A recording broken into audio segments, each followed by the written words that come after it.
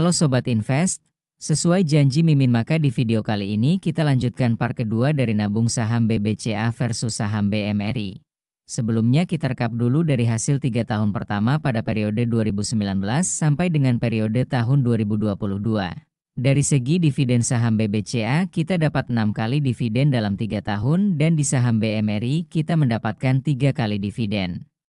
Tetapi secara persentase dividen yield terpaut cukup jauh untuk saham BBCA yield sekitar 3,6% dan saham BMRI dividen yieldnya 8,9% dari rata-rata 3 tahun terakhir. Sehingga based on capital gain ditambah dividen yang didapat secara return saham BMRI mencapai 36% dan di saham BBCA mencapai 17% yang berarti rata-rata return di saham BMRI dalam 3 tahun sekitar 12,2% dan di saham BBCA sekitar 5,7% Sobat Invest. Dari sini mulai terlihat perbedaan jika kita menginvestasikan pada saham yang membagikan dividen yield dengan nilai dan rata-rata lebih besar. Tentunya dengan catatan harga sahamnya juga naik dalam jangka panjang ya Sobat Invest. Sebelumnya Mimin tegaskan video ini merupakan simulasi dan bukan ajakan beli atau jual saham. Karena ini video nabung saham maka yang menjadi parameter penting adalah seberapa stabil dan konsisten aset kita dapat bertumbuh mengikuti fluktuasi harga saham yang naik dan turun setiap hari dan juga dari hasil dividen berupa cash yang bisa kita reinvestasikan. Kita lanjutkan di tahun keempat investasi ini hasilnya cukup mengejutkan Sobat Invest. Skenario yang kita lakukan tetap sama seperti video part ke-1 ya. Perhitungan dividen BMRI tetap dihitung berdasarkan sebelum stock split sehingga sesuai timeline yang terjadi real pada tahun keempat ini. Di tahun ini saham BMRI stock split 1:2 di awal bulan April sehingga Mimin sudah konversikan pada pembelian di tabel bulan April. Kita rekapitulasi hasil tahun keempat di saham BBCA. Terlihat kita berhasil dapat 2 kali dividen dan untuk dividen finalnya kita gunakan di bulan Mei karena dividen tersebut cair di pertengahan April. Dari hasil reinvestasi kita berhasil mencatatkan jumlah investasi sebesar Rp202.484.000 dan menyisakan dana kas untuk tahun depan sebesar Rp725.000. Karena pada tahun ini harga sahamnya sedang naik maka dari floating capital gain kita mencatatkan untung 24,2% atau sekitar Rp49 juta. Pada saham BMRI di tahun keempat dividen yang kita dapat sebesar Rp15 jutaan dan perhitungan tersebut berdasarkan jumlah lembar saham yang kita miliki saat sebelum stock split. Dana dividen tersebut kita gunakan pada bulan Mei karena cair di pertengahan April. Secara mengejutkannya hasil dividen tersebut bisa kita reinvestasikan dengan pembelian sebanyak 43 lot saham dengan dana hampir 20 juta. Dari sini efek akumulasi jumlah lot saham ditambah compounding efek dari hasil dividen mulai terlihat jelas Sobat Invest. Karena pada tahun keempat investasi di saham BBRI sebesar 220 juta yang berarti kita berhasil reinvest sekitar 28 juta jika mengacu pada perhitungan 4 juta dikali 48 bulan atau 4 tahun investasi. Dan dari floating profit tercatat keuntungan sementara sekitar Rp51 juta. Pada tahun kelima ini harga saham kedua perbankan tersebut sedang dalam fase kenaikannya sebelum puncak di tahun 2025. Pembelian tetap kita rutinkan setiap bulan sesuai dengan strategi yang sama dan perhitungan dividen Mimin sesuaikan dengan tanggal yang ada di atas Sobat Invest.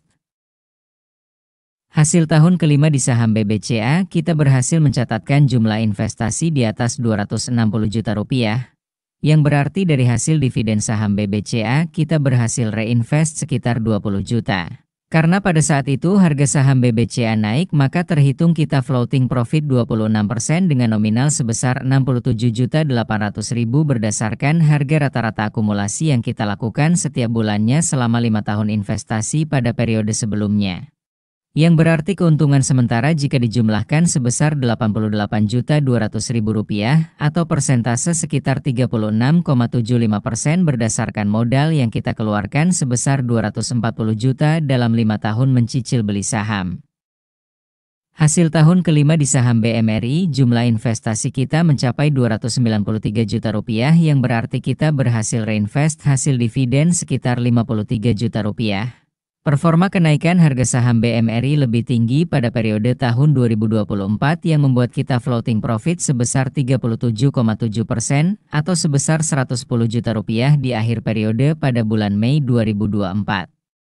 Berarti di tahun kelima ini keuntungan di saham BMRI dari hasil dividen yang didapat sekitar 53 juta rupiah atau sekitar 22,3% dalam 5 tahun dan 4,46% per tahunnya dari start periode tahun ke-1 sampai tahun kelima ini.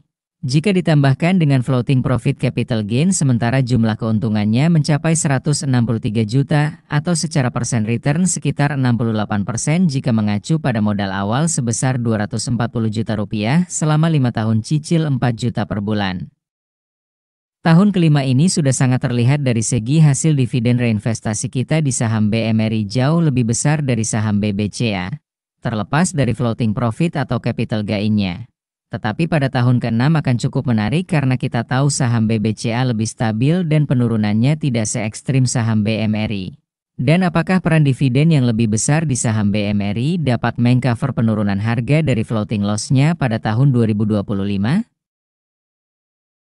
Pada tahun ke-6 atau tahun terakhir simulasi nabung saham ini, kita akan lihat bagaimana fluktuasi harga mempengaruhi portofolio kita dan juga apakah dividen itu dapat menjadi nilai lindung dari fluktuasi pergerakan harga.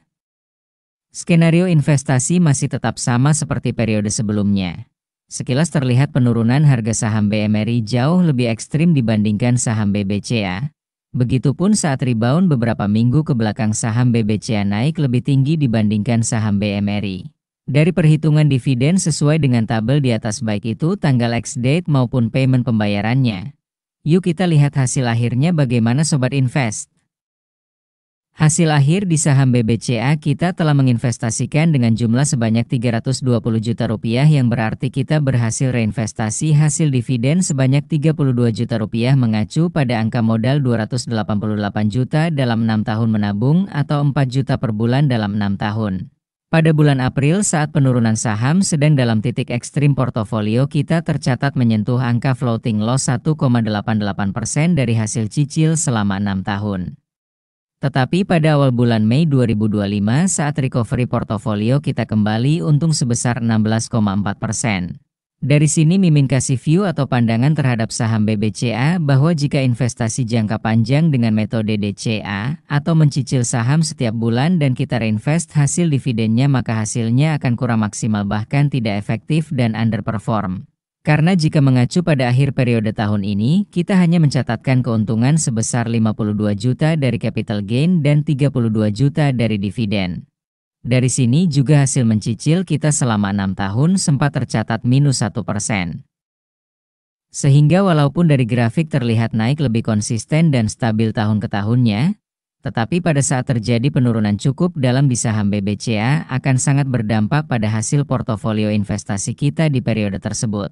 Karena dari dividen pun cukup kecil setiap tahunnya maka strategi yang lebih optimal untuk diterapkan berdasarkan data di atas adalah kita menggunakan metode lump sum atau membeli dengan satu kali dana di saat harga sahamnya sedang terjadi penurunan.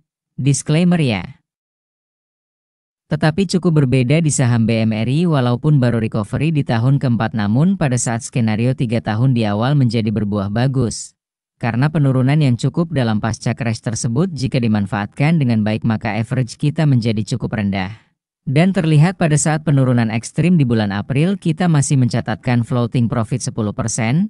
Dari segi dividen kita berhasil melakukan reinvestasi dividen sebesar 92 juta rupiah jika mengacu pada dana 288 juta dalam 6 tahun.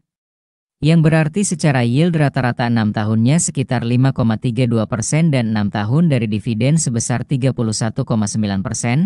Pada akhir periode walaupun harga sahamnya sedang turun tetapi kita masih mencatatkan keuntungan 63 juta dari floating capital gain dan 92 juta dari dividen. Dan ternyata the power of dividend reinvest dapat menjadi efek bola salju dengan compounding yang dilakukan dalam 5-6 tahun. Jika bagi kalian yield 5,3% per tahun itu kecil justru opini pribadi Mimin salah besar. Karena pada case atau skenario ini kita berangkat atau memulai investasi dari mencicil setiap bulannya sebesar 4 juta rupiah. Bukan kita masuk all in langsung 380 juta dan dapat return hanya 5,3% per tahun. Jadi dibedakan ya return dividennya dari hasil mencicil nabung saham per bulan bukan dengan kita all in di satu harga saja. Karena Mimin asumsikan jika dividen BMRI meningkat tahun depan labanya terus growth.